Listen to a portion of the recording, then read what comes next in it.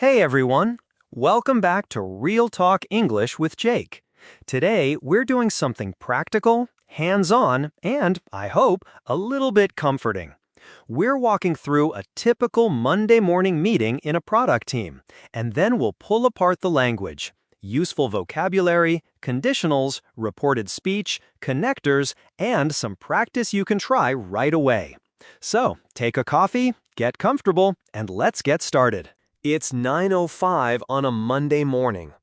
The product team is gathering in a bright but slightly crowded meeting room. Coffee cups, laptops, sticky notes on the wall, and a large screen showing the project timeline. Everyone knows the next 2 weeks are going to be demanding, and this meeting will decide how intense things are going to be. Okay, picture it. Close your eyes for a second, if you can. No, don't actually close your eyes if you're driving, but picture the scene. That slightly nervous energy in the room, the kind that comes with a deadline. Laura, the project manager, clears her throat and starts. Listen to how she opens. I'll say it, and then I'll explain the language she uses. Laura: Okay, everyone, thanks for joining. I know the last week has been demanding, but we really need a productive session today.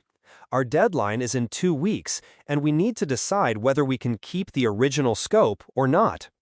She's calm, organized, focused. Notice the words demanding, productive, scope. We'll come back to those. Marcus, the senior developer, leans forward. Marcus says, From the development side, the core of the analytics dashboard is ready. However, the real-time filtering feature, which the client said was critical, is only half done. If we had had one more developer last month, we would have finished it already. That little conditional, if we had had one more developer, tells you a lot. It's past regret. It's the third conditional. Hang on to that one. Annika, the UX designer, nods and says, From a design perspective, the main screens look good. In addition, the user testing we ran last week was very insightful. However, we still need to redesign the mobile layout because several users said it was overwhelming to see so much data on a small screen. See how she uses in addition, insightful, overwhelming? Very natural meeting language. Diego, the marketing specialist, adds quickly, Marketing is ready to support the launch, and we've already prepared a campaign which highlights the new analytics features. However, if the real-time filtering isn't ready, our messaging will need to change. As a result, we might lose some of the excitement we've built around the launch. He uses which, however, as a result, connectors that show cause and effect. Evelyn, the department head, who doesn't usually join every meeting but is here because the deadline is approaching and the client is important, says, Thank you, everyone. It sounds like you've made efficient progress, considering how demanding this project has been. Nevertheless, we need to be realistic. If we can't deliver what we promised, I'd rather we adjust expectations now than disappoint the client later. Notice nevertheless, strong contrast word. Okay, you can feel the tension, but it's calm, it's constructive. Marcus replies, I understand, but I still think we should try to keep the original scope.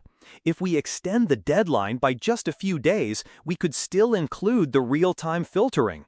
Otherwise, the feature will feel incomplete. Anika responds, I see your point. Although I agree that the feature would feel more complete with real-time filtering, I'm worried about the user experience. If we rush the redesign, we might create a confusing interface, which could be worse than delaying the feature. Notice nevertheless, strong contrast word. Okay, you can feel the tension, but it's calm, it's constructive. Laura, practical as always, steps in. Okay, let's look at options. If we keep the deadline and reduce the scope, what exactly can we deliver? And if we ask the client for more time, what would we need from them, and what can we offer in return? That's a very useful structure for real meetings. Lay out options and ask clear questions. Diego says, if we keep the deadline and release a simpler version of the feature, we could still promote it as phase 1 of the analytics dashboard. In addition, we could communicate a clear roadmap, real-time filtering, and advanced options coming in phase 2. Anika, that might work. Meanwhile, I can focus on simplifying the current layout so that, although it's less advanced, it still feels clean and productive for the user. Marcus, if we go with this plan, I'd like to spend the next 2 weeks making the current features as stable and efficient as possible. However, I'd also like a clear commitment that will prioritize real-time filtering right after launch. All right. Although this isn't exactly what we promised at the beginning, I think it's a flexible and honest solution. We'll deliver a stable, user-friendly version on time, and we'll clearly explain that more advanced features are coming. Laura, could you contact the client this afternoon and share our updated plan? Laura nods, and the meeting wraps up with everyone feeling a bit more relaxed. The situation is still demanding, but manageable, and the team has a collaborative plan. Okay, that was the meeting. If you were listening carefully, you probably picked up several useful phrases and structures. Now we'll switch gears into a teacher mode. I'll highlight vocabulary, show grammar and context, and give you practical exercises you can do right now. Ready? Let's go. First, key adjectives you heard in the meeting. I'll say the word, give a short definition, and then 3 example sentences. Repeat after me if you like. First word, productive. Productive. If a meeting or a day is productive, you achieve a lot. Your time is used well. Examples. We only had 30 minutes, but the meeting was very productive. We agreed on next steps and deadlines. If we prepare a clear agenda in advance, our discussions tend to be more productive. I had a really productive morning. I finally finished that report I'd been avoiding. Short practice. Say one with me. Productive. Good. Next word, demanding. Demanding, a job, project, or client that requires a lot of time, energy, or attention. Examples. The new project is quite demanding. There are many last-minute changes from the client. My manager is demanding, but in a good way. She pushes us to deliver our best work. Balancing remote work and family can be demanding, especially when deadlines are tight. Remember, demanding is descriptive, not always complaining. Third, collaborative. Collaborative, involving working together and sharing ideas. Examples. We have a very collaborative culture. People are encouraged to share ideas. The workshop was highly collaborative. We worked in small groups and gave each other feedback. Using shared documents can make remote meetings more collaborative. Try the phrase, a collaborative approach. A collaborative approach. Fourth, overwhelming. Overwhelming. Too much to handle comfortably, too many tasks, or too much information. Examples. At the beginning of the week, the number of tasks can feel overwhelming. The dashboard looked overwhelming because it showed too many numbers at the same time. It can be overwhelming to join a new company where everyone already knows each other. Yep, we've all felt that one. Fifth, insightful. Insightful, showing a deep understanding, helping others see things more clearly. Examples. Your presentation was really insightful. It helped us understand why customers are leaving. The feedback from user interviews was extremely insightful. She asked an insightful question, which revealed a risk nobody had noticed. Use insightful for positive, thoughtful comments. Sixth, efficient. Efficient, doing something in a way that saves time, energy, or resources. Examples. We need a more efficient way to share information between teams. He's very efficient. He usually finishes reports in half the time. Short, focused meetings with clear goals are usually more efficient. Efficiency is a favorite word in product teams. And finally, flexible. Flexible, able to change or adapt when the situation changes. Examples: our company offers flexible working hours. We need to be flexible about the launch plan because the client's priorities might change. Although we had a plan, we tried to stay flexible and adjust when we saw new data. Flexibility often saves a project. All right, vocabulary covered. Now let's look at grammar in context. We heard several conditionals in the meeting: first, second, and third conditionals. I'll explain each briefly with examples from the meeting. First conditional: real future possibility. If plus present, will plus base verb. Example: if we keep the deadline, we will need to reduce the scope. That's a real, possible scenario. Second, the second conditional for hypothetical present future: if plus past simple, would plus base verb. Example: if we had one more developer, we could finish the feature earlier. This one is more hypothetical. It suggests a less likely or imagined situation. Third, the third conditional for past regrets: if plus past perfect, would have plus past participle. Marcus used this: if we had had one more developer last month, we would have finished it already. This is looking back. It's too late to change, but we can explain cause or regret. Quick speaking tip: conditionals are very useful for softening opinions. Instead of a blunt, "we can't do this," you can say, "if we try to do this now, we will probably miss the deadline." See, it's more collaborative, less confrontational. Next grammar point: reported speech. Meetings are full of reported speech because people summarize what others have said. Direct: Evelyn said, "We need to be realistic." Reported: Evelyn said that they needed to be realistic. When you report, watch your tenses. Present becomes past in many cases, and time expressions change. Today becomes that day. Tomorrow becomes the next day, etc.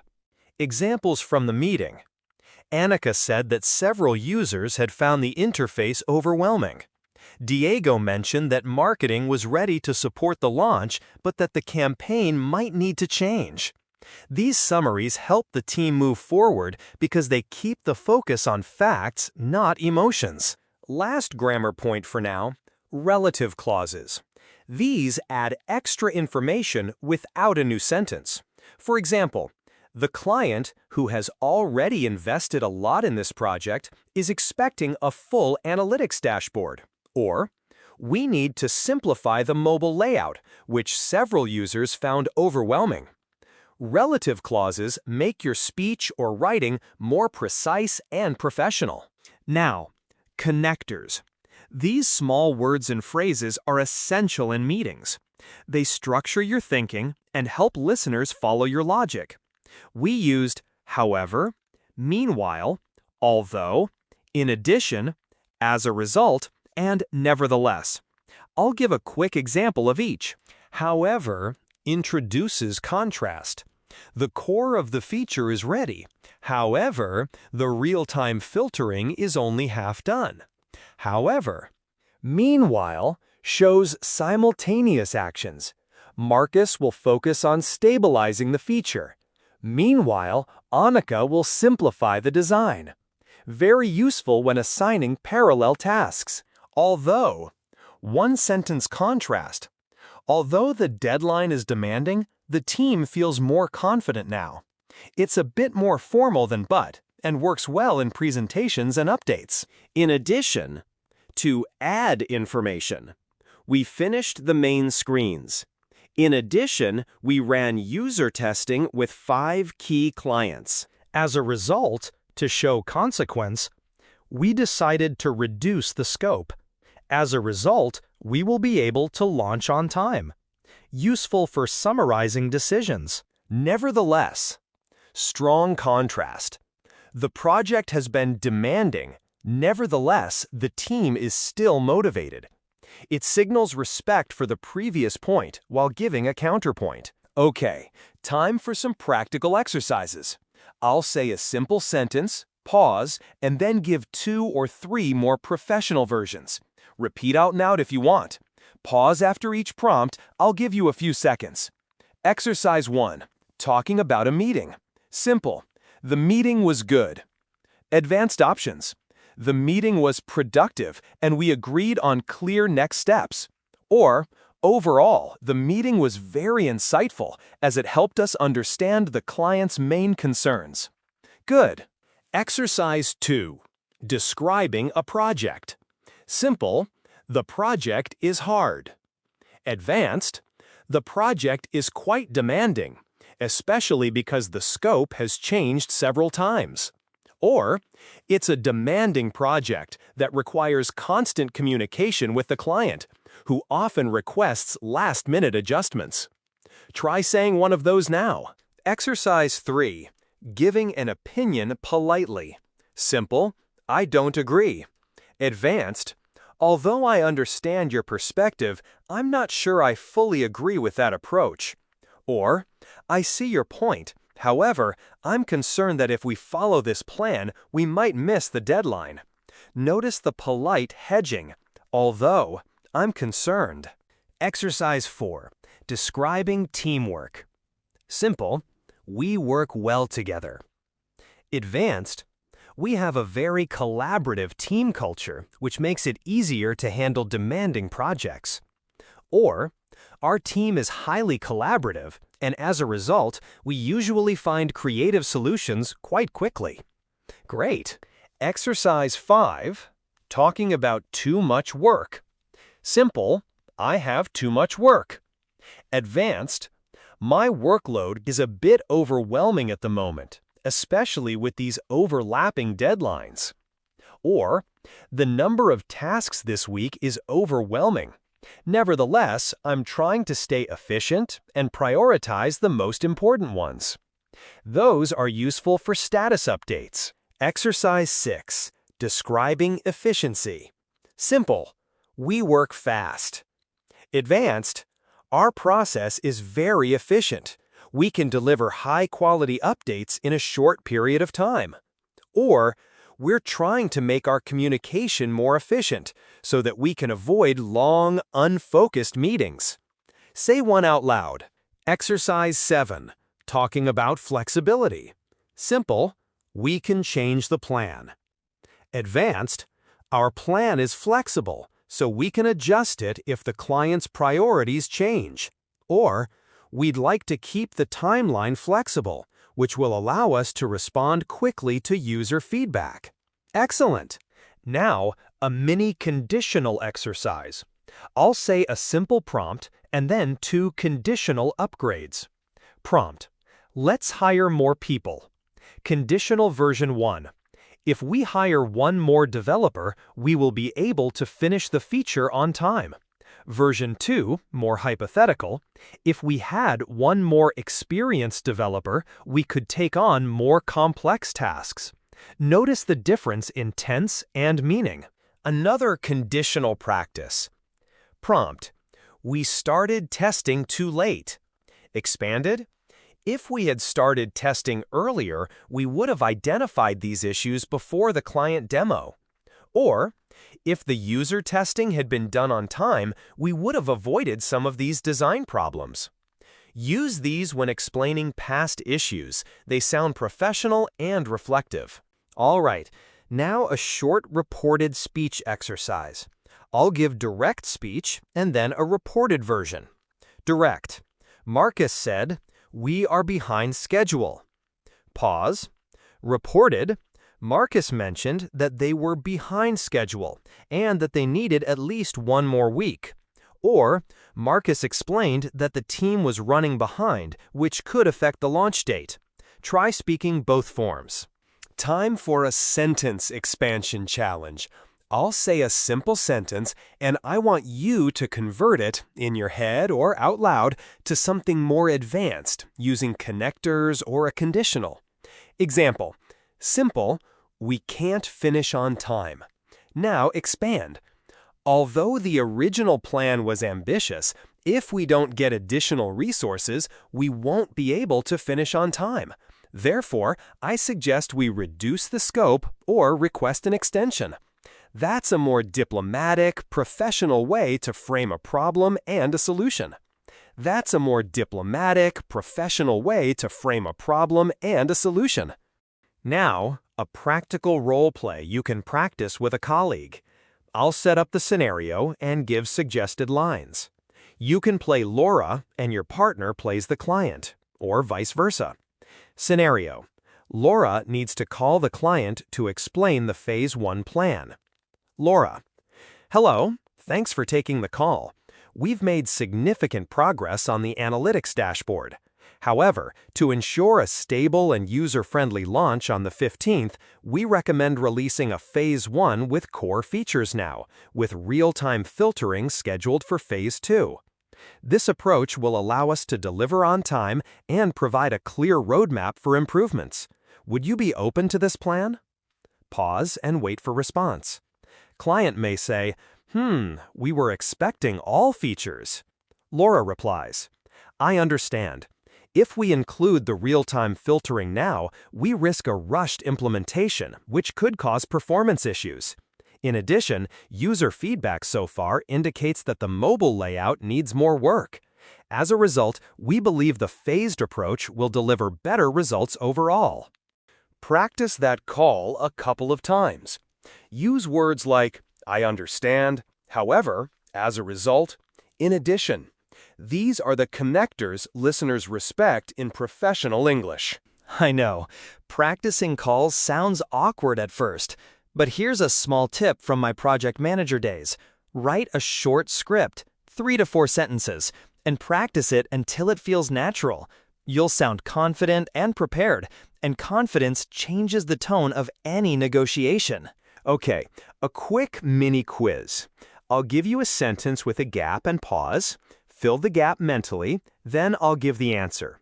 Ready? Sentence 1. The client, has already invested a lot in this project, is expecting a full analytics dashboard. Fill the gap. The answer, who? The client, who has already invested a lot in this project, is expecting a full analytics dashboard. Good. Sentence 2. We finished the main screens. We ran user testing with 5 key clients. Answer: in addition. In addition, we ran user testing with 5 key clients.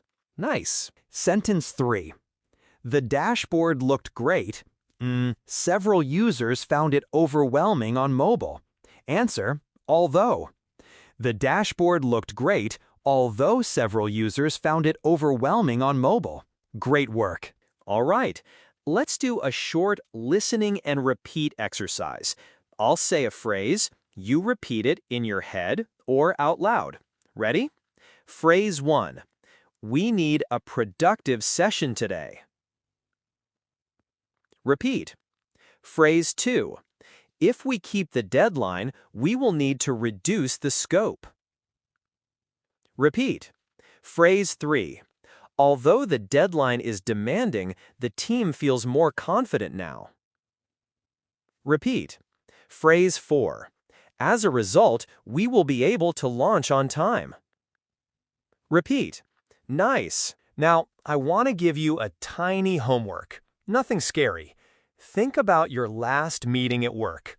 In the next 10 minutes, try to write a short summary, 2 or 3 sentences, using at least 3 connectors we practiced today. For example, the meeting was quite demanding because we had a lot to discuss. However, it was productive, and we agreed on a clear plan.